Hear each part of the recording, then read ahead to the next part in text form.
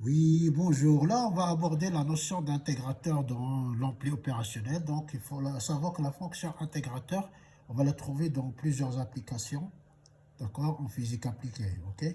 Donc, dans des applications industrielles, tout ce qui est régulation, asservissement, euh, vitesse, accélération, et ainsi de suite. Donc, il faut comprendre ce montage. Donc, ici, quand on reconnaît le montage ici grâce au condensateur. Donc, le condensateur, il est branché entre la broche de sortie ici et la broche d'entrée I-. D'accord? L'ampli, dont l'impédance est très grande, donc il n'y a pas de circulation de courant ici. Qui dit pas de circulation, donc cette masse se retrouve ici. Donc, la tension ici, VE, est égale à R fois I. La même chose ici, cette masse se trouve ici, Vs et E sont dans ce sens-là. Donc on va trouver un signe moins. Mais en même temps, on constate que Vs est égal à moins Ic. D'accord? Maintenant, j'aurai un petit rappel sur le condensateur. Donc le condensateur ici, Ic et le courant I. La quantité d'électricité est égale à C fois Ic. Et le courant I est égal à la dQ sur dt.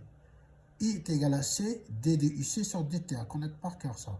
I est égal à C, D de UC sur DT, au bord d'un condensateur. Donc l'analyse temporelle, on sait que VE égale à R fois I, la loi d'Ohm, d'accord? R, qu'est-ce qu'on a dit? R, on a dit que le courant ici est le même qu'ici, donc on va choisir pour intégrer, pour faire rentrer le condensateur, on va choisir cette branche-là, d'accord? Là où il y a le condensateur. Donc, qu'est-ce qu'on a dit? I égale à C dUC sur dt. Donc, le R en garde. C d dUC sur dt. D'accord? Vs, on remarque aussi que Vs égale à moins UC. D'accord? Ils sont opposés. Vs égale à moins UC. Le Vs en garde. Et on vient chercher le UC ici. D'accord? Alors, le UC, on le trouve dans l'équation là. OK? On fait le produit en croix.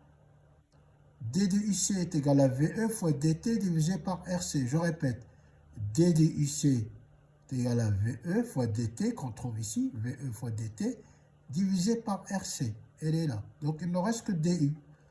D de UC. Et comme VS est égal à moins UC, donc on va intégrer pour trouver VS en finale égal à moins 1 sur RC, intégrale de VE fois dt.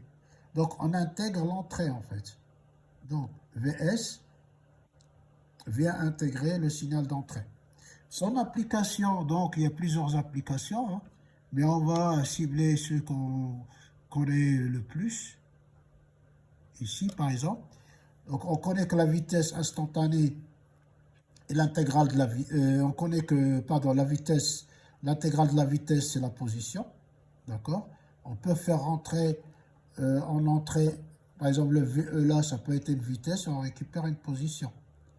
Ici, on peut faire entrer une accélération, VE, une accélération, on récupère une vitesse. Conclusion, on peut l'utiliser dans le calcul de position à partir de la vitesse, que ce qu'on a dit, commande en régulation des procédés et des systèmes. On peut l'utiliser comme filtre passe-bord. L'intégrateur agit comme un filtre qui laisse passer les basses fréquences et atténuer les hautes fréquences. Exemple, suppression de bruit en haute fréquence. Merci de votre attention et à bientôt.